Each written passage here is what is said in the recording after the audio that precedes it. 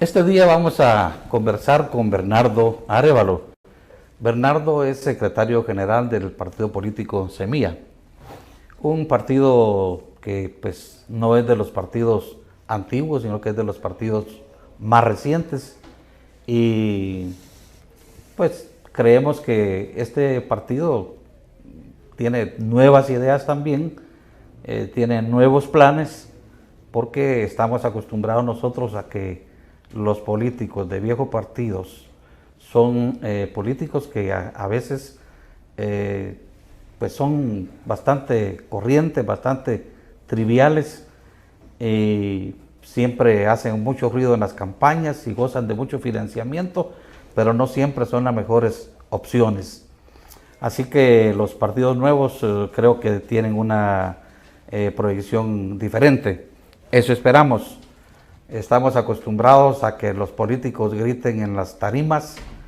Ahora están cantando canciones de mariachis, jefes de jefes, cantaron en un mitin recientemente. Y bueno, somos tan así que tenemos un presidente que en campaña dijo que a él no lo iban a recordar como un presidente hijo de la gran P, dijo, y dijo la palabra completa. Yo no quiero ser reconocido como un hijo de puta más en la historia de este país. Ese tipo de campañas son a las que estamos acostumbrados. Y ahora pues con los nuevos partidos esperamos nosotros que esto cambie y que también la población cambie su mentalidad, cambie su actitud y que busque opciones diferentes a ese tipo de campañas ruidosas, de mucho financiamiento, muy clientelares, que regalan láminas, que regalan ataúdes, que regalan toda clase de cosas, pero que nos dan al final gobiernos muy malos que compiten entre sí. ¿Cuál es peor de todos? Si el anterior o el actual. Ese es el tipo de competencia que se da. Bienvenido, Bernardo, al programa, y quisiéramos ver qué nos trae de nuevo el partido Semilla. Pues muchas gracias, Byron, es un gusto acompañarte en el programa y muchas gracias a los televidentes que nos permiten entrar a sus casas. Tú dijiste perfectamente, resumiste por qué nosotros como el partido político Semilla hemos tomado la decisión de involucrarnos en la política partidaria. Nosotros salimos como partido político justo antes de las últimas elecciones y somos de alguna manera producto de las protestas cívicas que se dieron en Guatemala en el año 2015, cuando, hastiados y cansados de la corrupción que ya se había hecho evidente, los guatemaltecos y guatemaltecas de todos los sectores, en todas las ciudades, nos volcamos a la calle para manifestar nuestro repudio y que terminó con, efectivamente, la caída de un gobierno profundamente corrupto y que con la vicepresidenta primero, el presidente después y varios ministros terminaron en la cárcel acusados de los enormes casos de corrupción que se les fueron descubriendo en ese momento. Nosotros en ese momento como partido político, como movimiento, porque no éramos un partido político, nos dimos cuenta de que parte del problema es que a la hora de que llegan las elecciones, el votante guatemalteco no tiene opciones para escoger. Todo lo que tiene es un mosaico de cancioncitas, de colores, de camisetas, de gorritas, que cada 4 años salen a tratar de convencernos de que tenemos que votar por ellos, pero que son más de lo mismo. La diferencia no es esos partidos, cada uno de esos, porque al final son parte de una clase política. Hoy los ve uno con un partido, con una gorrita, con un color, con una canción. Dentro de 4 años van a tener otra, dentro de 4 años van a tener otra. Al final los partidos desaparecen, pero la gente sigue siendo la misma y es la misma clase política corrupta que ha venido empujando al país al despeñadero que tenemos ahora. En ese momento nosotros dijimos, bueno, no se vale hacer la crítica a esta clase corrupta sin tratar de poner una alternativa para que la gente vote por ellos. Y entonces nosotros nos organizamos como partido, todas las personas que estábamos en ese momento en ese grupo de reflexión, la mayoría de nosotros, ninguno había tenido ninguna experiencia partidaria. Había profesionales, había quienes habían hecho función pública en distintos ministerios, había quienes habíamos estado trabajando además en organizaciones internacionales, en Guatemala, aquí, gente de ONG, empresarios, ciudadanos, sencillamente cansados de toda esta corrupción, y decidimos organizarnos como un partido político que precisamente lo que dice es que si queremos cambiar la política en Guatemala, no podemos seguir votando por los mismos partidos, por la misma gente, por la misma clase política. Queremos que el país cambie, tenemos que cambiar nuestro patrón de voto.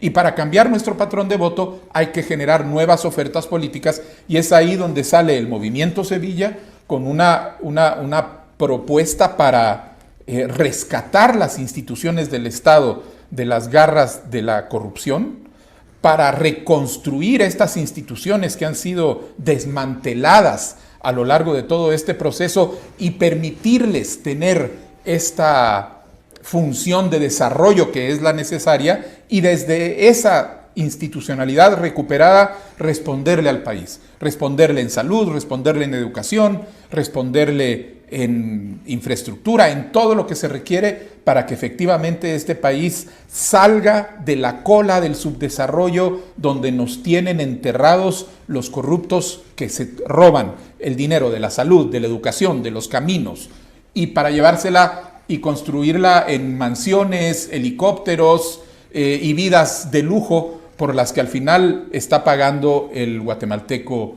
con sus impuestos. Así es. Bernardo es hijo de un expresidente. Dicen que es el mejor presidente que ha tenido Guatemala, que es el doctor Juan José Arévalo Bermejo. Y bueno, nos alegra mucho ver a Bernardo en la política. Él tiene una trayectoria que no la conocíamos entre los partidos. Y por eso nos parece muy positivo que gente así se involucre en política, porque es la gente que puede cambiar este país. ¿Cuáles son porque te vimos anteriormente como académico, ¿no? Estuviste en CIRMA, creo ahí donde te ubico más recientemente, y también entendimos que has tenido puestos diplomáticos, ¿verdad? Sí, mi primera encarnación laboral fue como diplomático. De hecho, yo estudié en la Universidad Hebrea en Jerusalén, me gradué de sociólogo en Jerusalén, y cuando regresé a Guatemala entré al Ministerio de Relaciones Exteriores al servicio diplomático. Estuve como diplomático durante varios años, fui, entre otros cargos, fui viceministro de Relaciones Exteriores y embajador en España. Posteriormente dejé la carrera diplomática y me involucré en proyectos de mediación de conflictos, de negociación, de generación de consensos justo con la firma de los acuerdos de paz, y al mismo tiempo empecé a desarrollarme académicamente en el Centro de Investigaciones Regionales de Mesoamérica, CIRMA, que tú recuerdas, pero también en la Facultad Latinoamérica de Ciencias Sociales, FLACSO. Posteriormente he ido a trabajar con organizaciones internacionales que se dedican a temas de construcción de paz, primero a nivel regional en América Latina, posteriormente estuve trabajando durante una década en Ginebra con esta organización, y ahí estuve como director general adjunto a cargo de investigación y desarrollo, para finalmente regresar y trabajar en Guatemala y tomar esta decisión de que ya había que hacer un esfuerzo más, de hacer un aporte para hacer verle a todos los guatemaltecos que es necesario que todos y todas nos involucremos en la vida política del país si queremos rescatar a este país de las manos de las mafias que lo tienen capturado. Bueno, en la familia empieza la trayectoria de uno y supongo que en una familia como la tuya has de haber tenido el ejemplo de tu señor padre, que fue un gran educador, un filósofo, un gran presidente, originario de Tacisco, por cierto, ¿verdad? Y entonces, cuéntanos un poco de tu vida familiar, de tu cercanía con tu padre, con cómo entiendes la vida de él, su pensamiento político y lo que hizo por Guatemala. Bueno, es en primer lugar algo que uno no se da cuenta cuando es un niño, es el privilegio de vivir bajo la sombra de un gran hombre, al lado de un gran hombre, que además era un gran pedagogo. Mi padre era fundamentalmente un maestro. Él decía que de todos los cargos que había ocupado, fue presidente, fue secretario de facultad en la Argentina, director de institutos pedagógicos, embajador, el que más orgullo tenía era el de maestro. Y él su vida la entendía como un ejercicio de pedagogía, un ejercicio de enseñarle a los que tenía alrededor. Como maestro se dedicó a eso y después en la universidad en la Argentina lo hizo. Como presidente hay quien lo ha calificado como el presidente maestro y lo era en su casa. Yo tuve el privilegio de tener a un gran maestro enseñándome y formándome sin que yo me diera cuenta, sin que yo tuviera la dimensión nacional y regional que tenía mi padre. Para mí, cuando yo nacía, mi papá era mi papá y yo lo acompañaba a sus mandados. Era un hombre que mantenía correspondencia, acuérdense, eso era antes de la época del internet, escribían cartas y se carteaba con personajes en América Latina de escritores, grandes políticos, discutiendo alrededor de los problemas sociales y políticos de América Latina, y era un hombre profundamente comprometido con el desarrollo de las personas, con el desarrollo de la democracia, con el desarrollo de las personalidades. Él creía que el camino a una mejor sociedad era mediante mejores personas. Y por eso es que su gobierno se caracterizaba por la inversión masiva en la educación, porque es mediante la educación que las sociedades forman a las personas que van a transformarla y que van a hacerla más desarrollada. Ese era la vida con mi padre, una vida además con un ejemplo de rectitud constante. Mi padre no tenía, hay personas que tienen una cara pública y una cara privada que a veces son como el día y la noche. Mi padre era un hombre muy íntegro, muy vertical, así como era recto en lo público, era recto en la casa, y fue un gran ejemplo. Sí, hay que recordar que con la Revolución de Octubre Guatemala tuvo los mayores avances sociales quizá de la historia del país, los mayores logros, entre ellos el Seguro Social. El IX fue creado durante la administración de Juan José Arévalo y bueno, es una de las conquistas que todavía tienen los guatemaltecos, todavía pueden disfrutar los guatemaltecos. Por cierto, no todos, porque la cobertura apenas si alcanza el 23%, contrario de países como Costa Rica, por ejemplo, claro, donde el Seguro Social tiene una cobertura casi del 100%. Y hay que recordar también que fueron costarricenses, 2 consultores costarricenses, los que trajo Arévalo para que crearan el proyecto del Seguro Social. Yo leo y releo y siempre recomiendo el libro Despacho Presidencial de Juan José Arévalo. Y yo a veces digo cuando doy pláticas que quien no ha leído Despacho Presidencial no conoce Guatemala, no conoce de cómo la vida interior de Guatemala es tan compleja y los poderes ocultos, los intereses que bueno, le han hecho y le siguen haciendo tanto daño al país. ¿Cómo ahora como diputado en el Congreso de la República, cómo se ha desenvuelto el partido, la bancada de ustedes?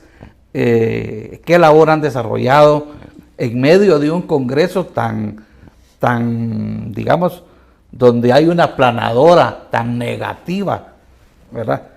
Donde se han emitido y se siguen queriendo emitir leyes represivas para volver al pasado? ¿Cómo se inserta el partido y la bancada de ustedes en este Congreso?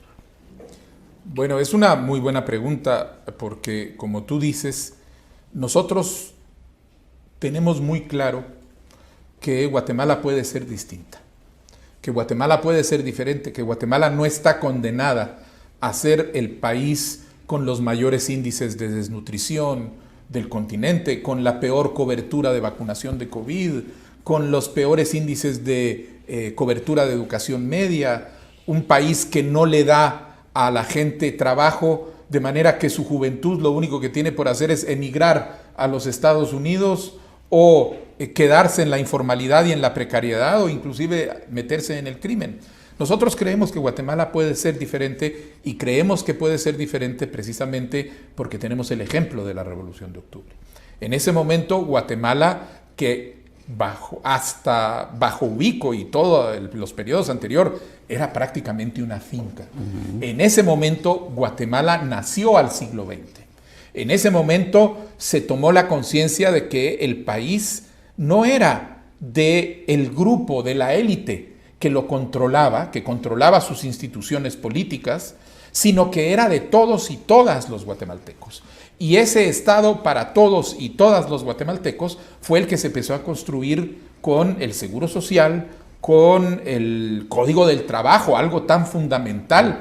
Es inconcebible que hasta 1944, hasta la Revolución de Octubre, los guatemaltecos, los trabajadores no tenían derechos.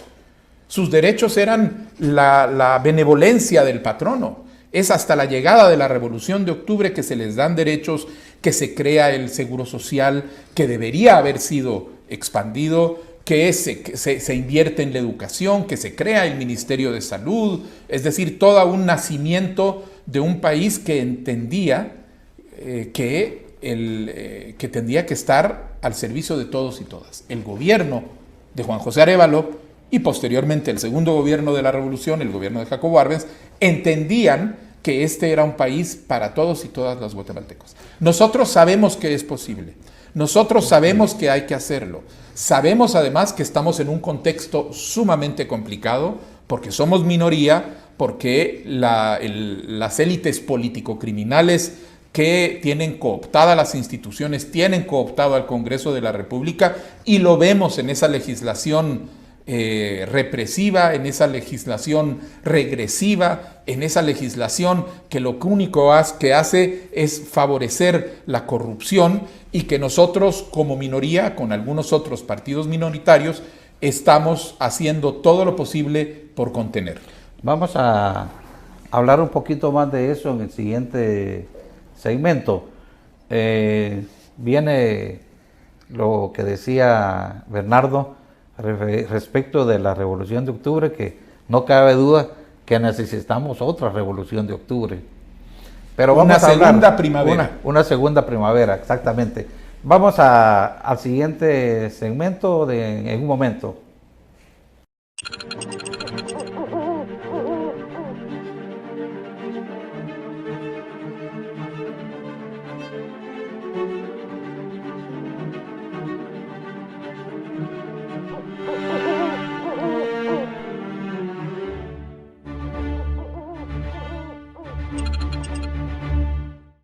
Seguimos conversando con Bernardo Arévalo, secretario general del partido político Semilla.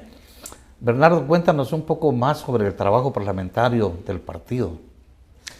Bueno, el trabajo parlamentario que hacemos, como comentábamos, en condiciones un poco complicadas, por ser una minoría y por tener una aplanadora hecha y atada a fuerza de corrupción y negocios turbios, la realizamos con la claridad de que nosotros tenemos que procurar, por un lado, detener toda aquella legislación que vemos como claramente regresiva, y esto implica trabajar en las comisiones en donde cada uno de nosotros está involucrado para hacer ver estos elementos, y en el Pleno del Congreso también para expresar nuestras visiones, nuestras objeciones cuando alrededor de este tipo de legislación.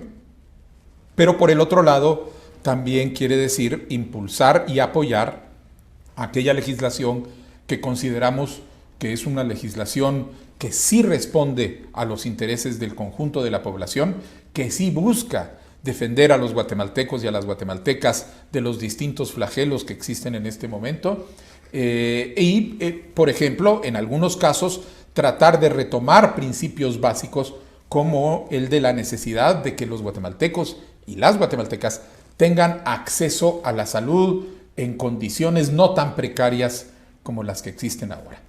Por ejemplo, tenemos una iniciativa, hemos presentado una iniciativa al Congreso de la República que lidera nuestro compañero, el diputado Samuel Álvarez, para lograr reducir el precio de las medicinas que pagamos los guatemaltecos. Mucha gente no lo sabe, pero en Guatemala se pagan las medicinas más caras de toda la región. Yo te comentaba, Byron, que yo vivía en Ginebra. Cuando yo venía a Guatemala, había amigos que me pedían que les trajera, por favor, ciertas medicinas, porque era más barato comprarlas en la farmacia en Suiza que en Guatemala. Imagínense ustedes. Suiza es un país que tiene 10 veces el poder adquisitivo de nuestro país, el salario promedio, y sin embargo las medicinas son más baratas que en Guatemala. Las medicinas en Guatemala son muchísimo más caras que en El Salvador, muchísimo más caras que en Honduras, muchísimo más caras que en México. ¿Por qué? Porque están controladas por un monopolio corrupto que le permite a estas empresas farmacéuticas enriquecerse indebidamente, sacándole margen de ganancia a las medicinas que a veces son 3, 4% su valor real. Es decir, están lucrando a costa de la salud de los guatemaltecos. Si a usted tiene una enfermedad y le cuesta comprar una medicina, es porque alguien se está llevando el valor de esa medicina a su bolsillo, a su casa. Y entonces estamos haciendo una propuesta para lograr que el precio de las medicinas baje, generando una institucionalidad, una capacidad dentro del Estado para que compre competitivamente estas medicinas y a precios competitivos, no subsidiados, a precios competitivos pero genuinos, los coloque en el mercado. Tenemos otra iniciativa, por ejemplo, que lo que hace es que solicita una moratoria de la actividad minera, porque lo que hemos estado viendo es que la gran minería en el país es una actividad, en primer lugar, que causa profunda conflictividad con las comunidades aledañas y a veces que son víctimas de la represión y la agresión que se hace desde el Estado contra estas comunidades, dañan el medio ambiente de esas comunidades y de Guatemala en el país, y en tercer lugar por regalías absurdas, realmente que son vergonzosas, que se haya firmado contratos donde se les deja 1% para el país de todo lo que se llevan en términos de minerales. Entonces nosotros lo que hemos propuesto, hemos dicho, esto es un daño gravísimo al país, a su economía, a su futuro ambiental, a su gobernabilidad. Lo que tenemos que hacer es poner una moratoria para revisar la ley de minería, hacer los ajustes necesarios y tomar las decisiones de qué tipo de minería necesitamos y en qué condiciones es viable. Es decir, esas son algunas de las iniciativas. Otras veces lo que nos toca es objetar, por ejemplo, esta ley terrible que han sacado para tratar de facilitar el uso de la violencia represiva durante las manifestaciones. Nosotros desde el comienzo hemos insistido que esa ley, así como está, es un peligro para la ciudadanía, es un peligro para la democracia, que necesita regresarse a comisión para poder ahí limpiarla de esos problemas y sacar una ley que efectivamente contribuya a generar una mejor ambiente de gobernabilidad en el país. Es decir, es un trabajo complicado, es un trabajo difícil, porque es un trabajo que hacemos desde la realidad de una minoría en el Congreso de la República, pero que pues esperamos que en el curso de las próximas elecciones logremos corregir, porque lo que el país necesita es que se lleguen al Congreso de la República partidos que transformen esta realidad y no que sigan construyendo más de esta realidad cooptada y corrupta en la que vivimos. ¿Y cómo está el partido Semilla? ¿Ha crecido su base social, su organización? ¿Tienen, digamos, representación de mujeres? ¿Cuál es la integración? ¿Cómo se integra el partido? Bueno, nosotros como partido hemos estado fortaleciendo y construyendo nuestra presencia en el interior, en los departamentos. Y estamos trabajando con equipos locales precisamente para lograr tener mayores bases y lograr atraer mayores afiliados. De hecho, estamos nosotros en este momento en una campaña de afiliación estamos por medio de redes sociales haciendo invitación para que la gente se afilie a nuestro partido, precisamente en la búsqueda de fortalecer sus estructuras. Somos un partido, además, que tiene un compromiso profundo con la paridad de género. Nuestro nuevo Comité Ejecutivo Nacional es 50-50 hombres y mujeres. Intentamos siempre que nuestras planillas a todo puesto de elección popular sea un partido, sean planillas donde van el mismo número de hombres como mujeres. Tenemos un compromiso también con la juventud, un compromiso con los pueblos originarios, de manera que somos un partido que lo que busca es ser un partido incluyente, un partido abarcador, para poder ser un partido nacional que tenga representación en todo el país.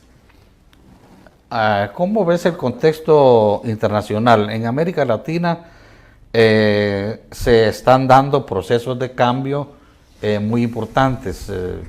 En Chile, por ejemplo, hubo elecciones y ganó un presidente joven de 36 años. Ahí están redactando una nueva constitución.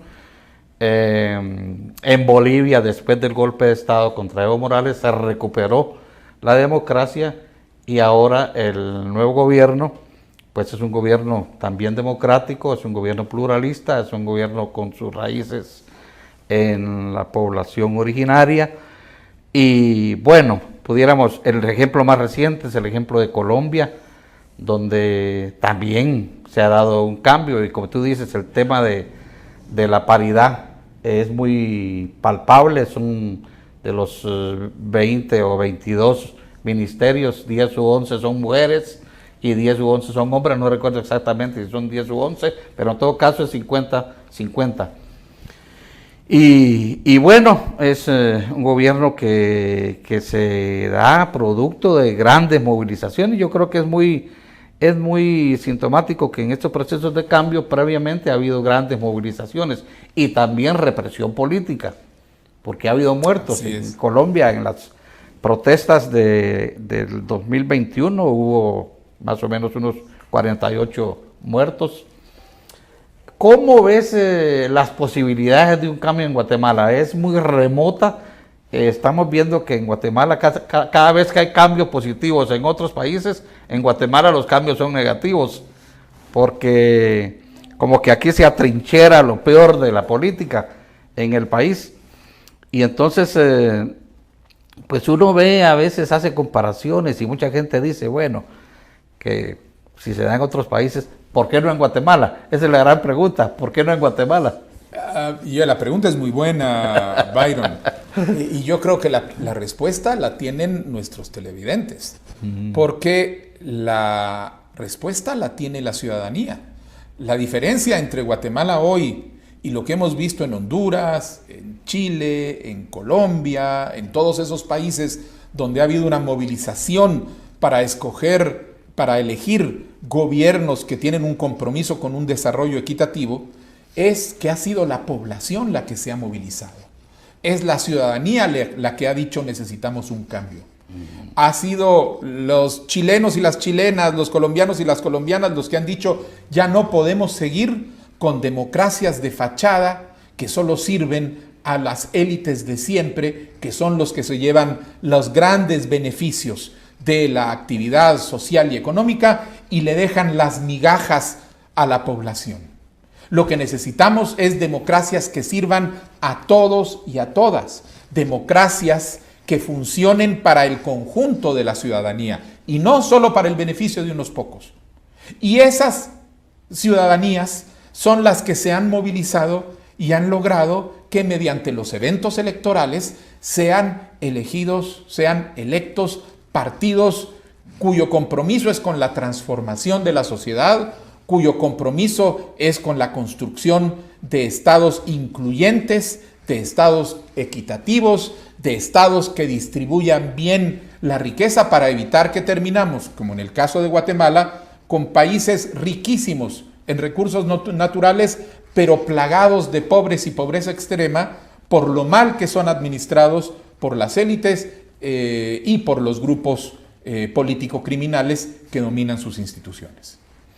Sí, otro elemento común de esos procesos es la convergencia de distintos sectores y de distintas fuerzas, de distintos partidos. En Colombia es el pacto histórico. Petro y sus compañeros lograron unificar inclusive a los conservadores. Y lo mismo en Chile, pues es una amplia convergencia la que da lugar al cambio. Luis Cardosa y Aragón decía alguna vez que donde hay 3 guatemaltecos surgen 4 partidos políticos. Entonces hay mucha divergencia entre los sectores o las fuerzas políticas llamadas de izquierda. La verdad que a mí no mucho me gusta usar ese concepto de izquierda, pero digamos fuerzas progresistas, hay mucha división, pero en algunos casos creo yo que hay hechos que no contribuyen a estos procesos de convergencia, como por ejemplo que algunos partidos que están en este plano de izquierda anuncien precandidaturas, como la que hizo ayer un partido político, creo que el partido WINAC presentó ayer su proyecto de precandidatos a la presidencia y a vicepresidencia. Por cierto, no con muy buena aceptación, según logré yo observar en las redes sociales, en las reacciones. Pero digamos, siempre es un tema recurrente, la dispersión de estas fuerzas progresistas. ¿Cómo ves eso? Es una realidad que tenemos que superar. Nosotros, como partido, hemos estado involucrados en conversaciones con distintos sectores para lograr una convergencia de fuerza. Precisamente como tú dices, no se trata aquí de tratar de construir una gran alianza de izquierda, no. Lo que el país necesita hoy es una convergencia de los decentes contra los corruptos. Exacto. Eso corta a través de las ideologías, pero sí es un compromiso de toda aquella persona que está cansada con la forma como se ha venido administrando el país y que sabe que el país necesita alcanzar niveles de desarrollo justo y equitativo para poder sacar adelante a la sociedad guatemalteca. Hemos estado en conversaciones con partidos políticos, hemos estado en conversaciones con organizaciones de la sociedad civil. Desafortunadamente no es muy fácil. A veces pues nos hemos, por ejemplo, muy agradablemente encontrado con que hay una convergencia de visiones, de aspiraciones, pero a veces son otros elementos los que se convierten en problemáticos de tipo más organizacional. Los partidos tienen estructuras, las estructuras tienen militantes, los militantes tienen ambiciones, quieren estar involucrados. Todo eso es un proceso que estamos viendo y que pues en algún momento hace más difícil esta convergencia. No tenemos que olvidar 2 cosas, además, Byron. Lo primero es que estos procesos de unificación y de convergencia en todos estos otros países han sido el producto de mucho trabajo durante varias elecciones hasta lograr los resultados que se tienen ahora. De Honduras, solo para decir, eran 10 años de construcción de una convergencia. Lo otro es que igual de dispersos están los partidos de la derecha, en este caso inclusive más, porque ahí muchos de estos partidos a lo único que responden es a los intereses de negocios de sus dueños, negocios espurios, negocios... Ahí sí es más fácil que se unan. No, van fraccionados, se unen en el Congreso a través de los negocios, pero cada uno quiere correr solito para las elecciones. Por eso estas elecciones van a haber muchísimos partidos con muchísimos candidatos. Nosotros esperamos como partido, yo como secretario general, que esto de alguna manera lo logremos ir sacando adelante, pero lo importante que tiene que tener en mente el ciudadano y la ciudadana guatemalteca es que independientemente de si se va unido o separado, lo importante es no votar por los mismos. Lo importante es identificar aquellos partidos que reflejan esta visión de cambio, esta visión de una Guatemala diferente, más incluyente, y que entonces hacia ellos vayan convergiendo su favor. Sí, lo que sucede es de que hay partidos que se disfrazan, se ponen un ropaje como un poco tentador o para convencer a la población. Pero es fácil, Byron. Ustedes simplemente analicen quiénes son, de dónde vienen, cuáles son sus historias, en qué partidos han estado, si han estado involucrados o no en problemas de corrupción. Cuando empiezan a hacer esas preguntas fáciles, van a ver que detrás de las cancioncitas y detrás de las láminas y las bolsitas de ropa vienen los mismos de siempre. Pero eso es responsabilidad de uno como elector, hacerse la pregunta, este señor, ¿de dónde viene? ¿Estaba haciendo política? ¿Con quién? ¿Era alcalde? ¿Qué hizo como alcalde? ¿Era diputado? ¿Con quién estaba como diputado? ¿Cuáles son sus asociaciones? Y de esa manera vamos a lograr quitarle a los lobos el disfraz de oveja que están intentando ponerse. Sí, eso es muy importante porque hay partidos que vienen con diferente nombre. Algunos incluso que se ofrecen como opción de cambio.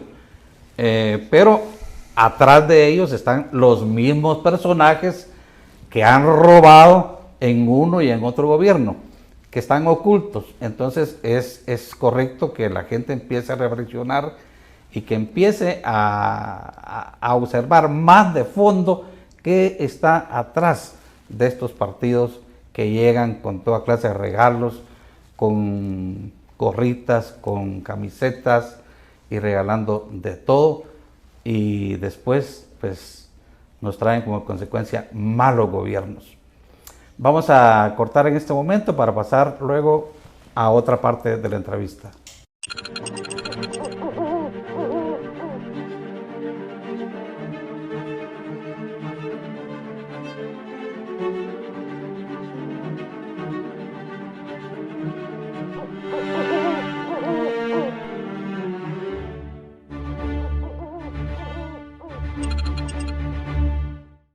Seguimos con Bernardo Arévalo, secretario general del partido Semilla. Quisiéramos saber cuál es tu opinión respecto de la situación actual y de los cambios, de las reformas que necesita el Estado guatemalteco para ser más eficiente, para cumplir con la función que le marca la Constitución de la República en su artículo 1, que es el bien común. ¿Cómo lograr que un Estado funcione para ese fin? ¿Qué reformas necesitaríamos impulsar en Guatemala? Bueno, yo creo, Byron, que la situación en Guatemala es tan crítica que no se trata de una reforma, se trata de una refundación. Lo que Guatemala necesita hoy es un nuevo contrato social. Un nuevo contrato social donde claramente se establecen las normas que deben regir para la convivencia, para la coexistencia, para el desarrollo armónico de todos y todas los guatemaltecos, sin exclusiones, para lograr de verdad un Estado que esté al servicio de todos y de todas, y no de los grupos y de las élites que lo han venido cooptando y monopolizando por distintos medios casi desde siempre, con la excepción del periodo de la Revolución de Octubre. Necesitamos una transformación profunda, necesitamos una refundación y que tiene que ser perseguida y alcanzada por los medios democráticos. Esta no es una tarea fácil, esta es una tarea que va a llevar varios años, varios periodos, pero que tenemos que empezarla desde ahora y que tiene que empezar con la convicción del ciudadano de ir a buscar a aquellos partidos, a aquellas agrupaciones políticas que claramente están evidenciando que ya no se puede seguir en esta situación. No votar por los mismos, sino hacer un voto diferente.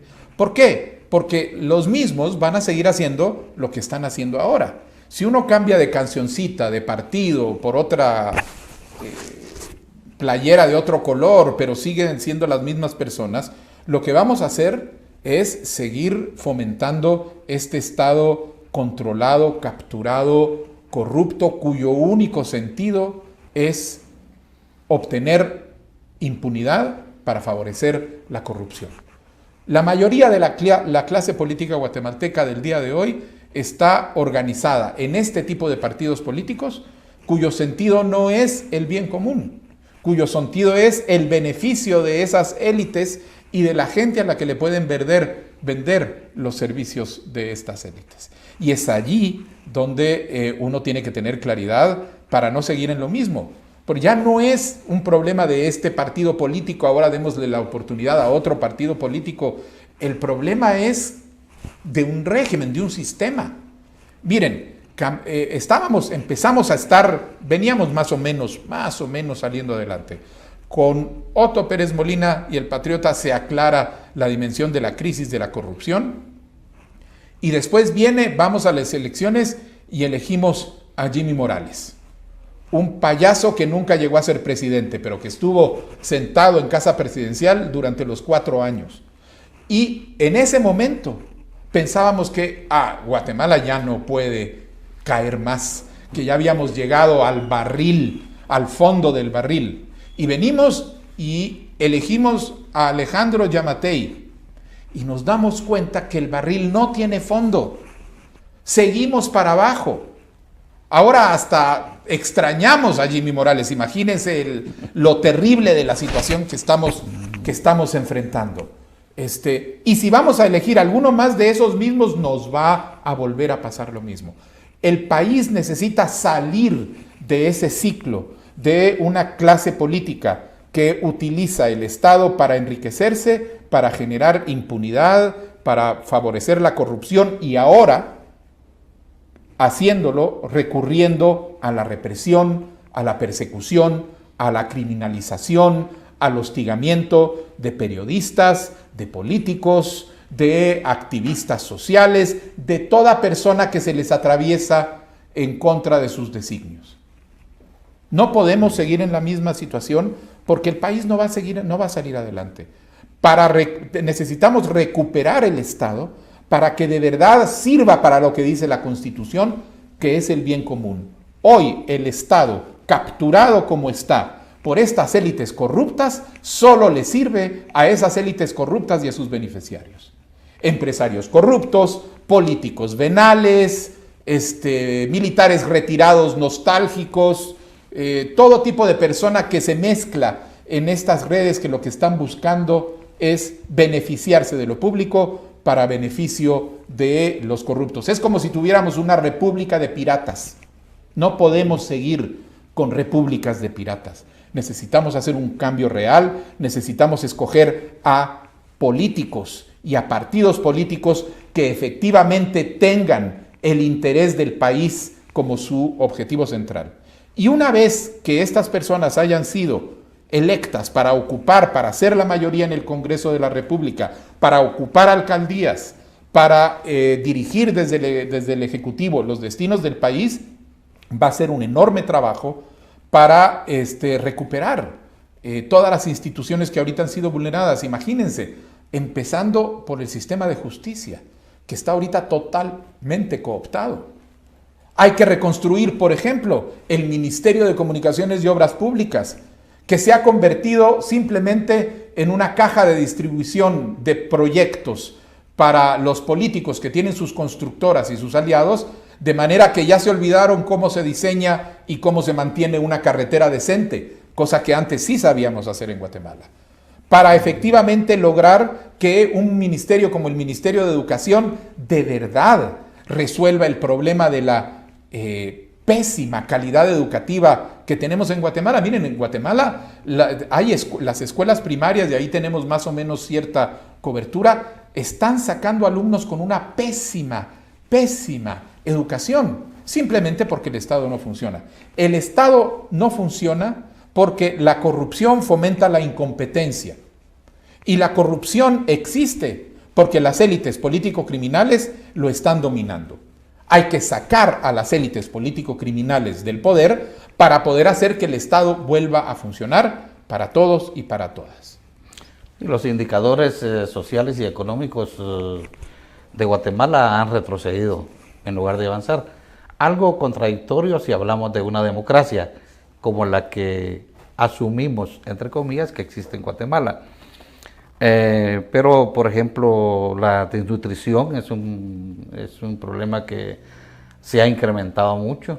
Es vergonzoso que somos entre los 5 países del mundo con mayores índices de desnutrición crónica. Un país rico, un país fértil como el nuestro, compitiendo por ese lugar de la miseria con países desérticos. Eso es solo posible por la corrupción de las élites que lo gobiernan.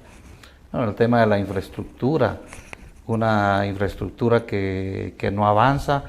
Por ejemplo, los caminos rurales están hechos pedazos. Los caminos rurales están como estaban hace 20, 30 años o están peor. Precisamente, ¿verdad? Y ese es otro ejemplo. ¿Cómo se espera uno que toda esa población en el altiplano occidental, en las Verapaces, en el corredor seco, de productores agrícolas, de campesinos que viven en la agricultura de la subsistencia, sembrando maíz y frijol, puedan salir de la pobreza si el Estado no les da las facilidades para convertirse en productores de otro tipo de productos que puedan colocar en los mercados nacionales o a veces, como hemos visto, internacionales? Pero esto requiere un Estado que invierta en las carreteras rurales, que los conectan, que les dé condiciones para que tengan crédito, que un Ministerio de Agricultura que funcione y que les dé extensión agrícola, que los ponga y que fomente su organización cooperativa, es decir, un Estado que los apoye para que ellos, con su propia capacidad de trabajo, que la tienen y mucha, porque el guatemalteco es trabajador, el guatemalteco es sufrido, salgan adelante y se conviertan en la respuesta a su propia condición de pobreza. Eso es lo que este Estado corrupto le está negando a la sociedad. En ese sentido, sí parece correcta tu apreciación, en el sentido de que hay que refundar al Estado, porque componer al Estado, recuperar al Estado, rescatar al Estado de las condiciones en que se encuentra de infuncionalidad y de mala inversión y de corrupción, eso va a representar no solo un buen equipo de gobierno, sino que tiempo y recursos. Es la tarea de una nación, Byron. La Revolución de Octubre, pues uno de sus líderes, mi padre, Juan José Arévalo, fue fundamental, pero no era solo Juan José Arévalo, era toda una generación. Los ministros eran ministros de lujo, cada uno de ellos realmente comprometido con los objetivos de desarrollo que estaban implícitos en sus carteras. Cada uno de ellos, inclusive hoy, han pasado a la historia como las figuras fundamentales en el desarrollo de la salud, en el desarrollo de la educación, en el desarrollo...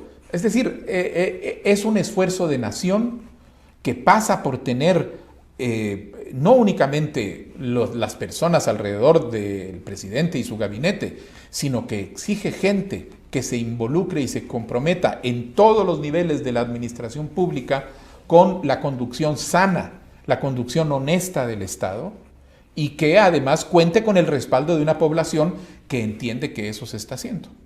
Pero eso tiene que empezar por la cabeza, y tiene que ir y después cortar, porque en esto es fundamental. Si la cabeza es corrupta, ¿por qué el resto de la población va a tratar va a evitar ser corrupto?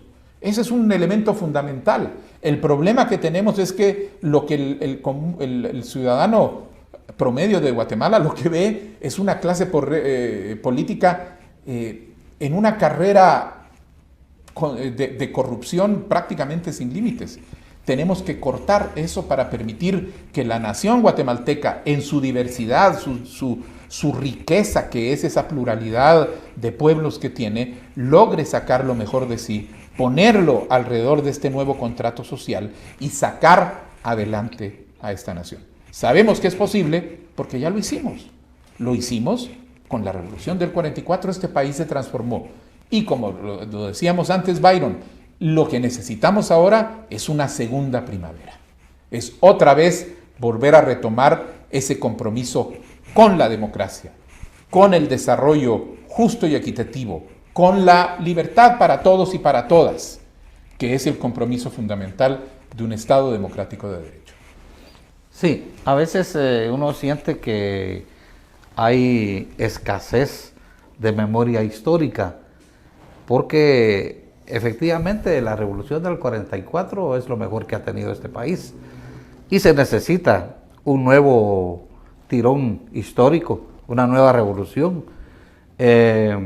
Pasamos por un enfrentamiento armado de 36 años que costó también miles de muertos, desaparecidos, la migración de 1 millón de guatemaltecos hacia México, desplazados internos, y a la gente pareciera como que se le ha olvidado eso. Y pienso que si no existe esa conciencia del cambio, de la necesidad de que ese rumbo histórico, porque actualmente como que en lugar de ir adelante el país va en retroceso, ¿verdad? Entonces es difícil cómo hacer llegarle a la gente el mensaje de que es necesario rescatar no solo al Estado, sino al país. No es casualidad, Byron, de que seamos un país donde no se enseña historia. Eso no es el olvido de alguien, eso es claramente intencional. Y parte de eso es precisamente para que no identifiquemos todos esos momentos que son a partir de los cuales podemos reconstruir, tomar desde la historia los elementos para poder construir un mejor futuro. No se trata de repetir la historia, no se trata de volver a tener el programa político de la Revolución del 44, se trata de recuperar, mejor dicho, los principios, los objetivos, los ideales, las esperanzas, de ese y de otros momentos donde hubo gobiernos o liderazgos democráticos que pensaban y que creían que era posible construir un país mejor. Y desde entonces hacerlo. Yo creo que es un elemento central la necesidad de que la población guatemalteca, los ciudadanos y las ciudadanas, tomen conciencia de que nosotros como pueblo somos un proyecto histórico, que tenemos un camino recorrido y que tenemos un futuro por recorrer, que es el de nuestros hijos, de nuestros nietos, de sus descendientes, y que el compromiso nuestro como conjunto de guatemaltecos y guatemaltecas que vivimos hoy es entregarles un mejor futuro, darles esperanza. Esa transformación es la que tenemos nosotros que salir a buscar en este momento. Es ahí donde tenemos que poner nuestros esfuerzos, porque sin esperanza, sin esa convicción de que lo que nosotros hagamos hoy puede hacer que la vida de los guatemaltecos y las guatemaltecas del futuro sea diferente, que este país no tenga que estar en los vagones de cola del desarrollo en América Latina y en el mundo. Que no tengamos que irnos a buscar siempre en los últimos lugares de la democracia, de la transparencia, de la salud, de la educación, sino que seamos lo que podemos ser, una nación digna viviendo una realidad democrática. ¿Está preparado el partido Semilla o se está preparando para una etapa en la que, pues, ojalá, digamos, el pueblo de Guatemala recupere la dignidad y que exista la posibilidad vía electoral, si fueran elecciones libres, democráticas, pero que si hubiera la posibilidad de reconstruir al Estado y de articular pues un nuevo camino, recuperar esa senda que hablábamos de desarrollo, de verdadera democracia, de paz para Guatemala. ¿Está preparado Semilla para esto? Esa es nuestra tarea. En este momento, como secretario general, te puedo decir que ese es precisamente nuestro objetivo.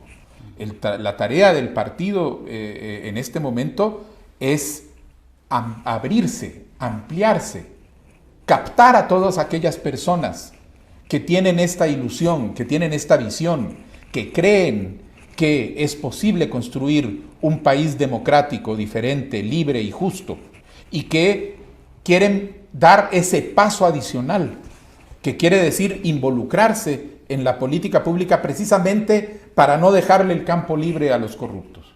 Nosotros como partido somos un partido que estamos en un proceso continuo de formación, en un proceso continuo de capacitación, pero estamos clarísimos que vamos a ser un partido que tenemos que articular con otros sectores, con otros partidos políticos, con todos aquellos guatemaltecos y guatemaltecas que tienen claro que en la vía de salida de la crisis del desarrollo y la crisis política que tiene Guatemala hoy es la vía de la reunión de todos los guatemaltecos y las guatemaltecas que creemos que este país puede ser diferente y que para poder ser diferente hay que recuperar y restablecer la ética con la política. Pues muchas gracias Bernardo Arévalo, secretario general del partido Semilla, diputado al Congreso de la República. Esperamos tenerte en una próxima oportunidad por acá. Mucho gusto, Byron. Y ya cuando convoquen a elecciones, a ver qué prospecto nos presenta el partido Semilla. Muchas gracias y hasta la próxima ocasión.